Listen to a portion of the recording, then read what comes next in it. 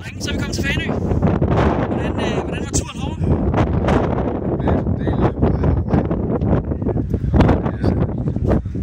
Det er vi jo så vant til herovre. Fanø Cup, det er jo kendt for os. Udover at handle om fodbold, så handler det også utrolig meget om dåseøl. Hvor fulde er I på det nuværende tidspunkt? Jeg har fået et par stykker. Jeg kan ikke garantere. Vi går efter guld. Og så er jeg nødt til at høre. En halv kasse. En halv kasse? Ja, tror jeg. Ja, jeg ved det ikke. Og så er jeg lige nødt til at høre sidste spørgsmål. Hvad filan har fodbold med ishockey Fanø Klub at gøre?